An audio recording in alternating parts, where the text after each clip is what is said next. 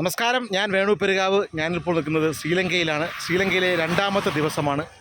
ഇത് ദമ്പുള്ള എന്നറിയപ്പെടുന്ന പ്രശസ്തമായ ശ്രീലങ്കയിലെ ഒരു സ്ഥലമാണ്.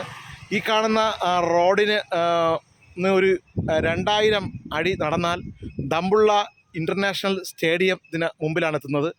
ഇത് നമ്മൾ താമസിച്ചിരുന്ന ഒരു ഹോം സ്റ്റേ ആണ്. സൈറ ഇൻ എന്നാണ് ഈ ഹോം സ്റ്റേയുടെ പേര്.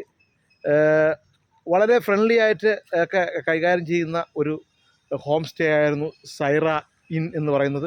ആ ഫ്രണ്ടിൽ തന്നെ നിങ്ങൾക്ക് കാണാൻ പറ്റുക തേങ്ങയൊക്കെ തറയിൽ വിഴുന്ന് കിടക്കുന്ന ഒരു ഗ്രഹാതുരത്വം ഉണരുന്ന ഒരു സ്ഥലമാണ്. വളരെ മികച്ച രീതിയിലുള്ള ഒരു ട്രീറ്റായിരുന്നു ഇവിടുത്തെ മാനേജരൊക്കെ നമ്മളോടൊക്കെ പെരുമാറിയതും നമുക്ക് നമ്മുടെ സഹകരിച്ചതൊക്കെ. നമ്മുടെ പ്രിയപ്പെട്ട ആട്ടോ ചേട്ടൻ എത്തിയിരിക്കുകയാണ്. ആട്ടോ ചേട്ടൻ എത്തിയിരിക്കുന്നത് ഇന്നലെ മൊത്തം കൊണ്ടുവരുന്ന പുള്ളിയാണ് ഇവിടെ കൊണ്ടുവരുന്നത്.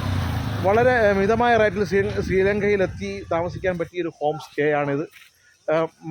വളരെ നല്ല രീതിയിൽ അവർക്കുള്ള സ്ഥലങ്ങളൊക്കെ ഒരു 3 നല്ല ബെഡ്റൂമാണ്. നല്ല വൃത്തിയുള്ളതും വളരെ രീതിയിൽ ഭംഗിയായി അലങ്കരിച്ച ചുറ്റുപാടൊക്കെ കാണാൻ പറ്റും.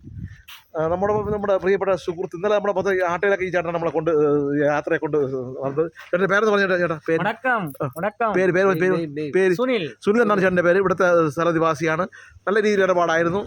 അതുപോലെ തന്നെ നമ്മളെ പറയാൻ പറ്റുമെങ്കിൽ നല്ലൊരു ഹോം സ്റ്റേ എന്ന് പറഞ്ഞാൽ പൊടുത്തി പറയാനുള്ള നല്ലൊരു വീടാണ്. നല്ല വീടെന്ന് വെച്ചാൽ നമ്മോടൊപ്പം നമ്മുടെ ഓണർ പേരെന്താ? ഓണർ പേര് ദുലാനി മാഡമാണ് ഇതിൻ്റെ ഓണർ. അവരുടെ ഓഫീസ് നല്ല മനോഹരമായ റൂമുകളാണ്. 3 റൂമാണെങ്കിലും വളരെ വൃത്തിയും ബ്യൂട്ടിഫുൾ ആയിട്ടുള്ള വിവരങ്ങളാണ്. സ്നേഹപൂർവ്വം യാത്ര പറഞ്ഞ് നിർത്തുകയാണ്. സ്നേഹപൂർവ്വം നമ്മോടൊപ്പം ചേർന്ന സുഹൃത്തുക്കളെ കൂടെ പരിചയപ്പെടുത്തും. നമ്മൾ സ്ഥിര യാത്രയിലുള്ള ആളാണ് വിഷ്ണു. സജികുമാർ ചേട്ടൻ, ഋഷാഖ്. ആട്ടയിലാണ് യാത്ര. ഇവിടെ വളരെ ബഡ്ജറ്റ് ഫ്രണ്ട്ലിയാണ് ഈ ടുക് എന്നാണ് ആട്ടയിൽ യാത്ര. വളരെ മനോഹരമായ യാത്രയാണ്.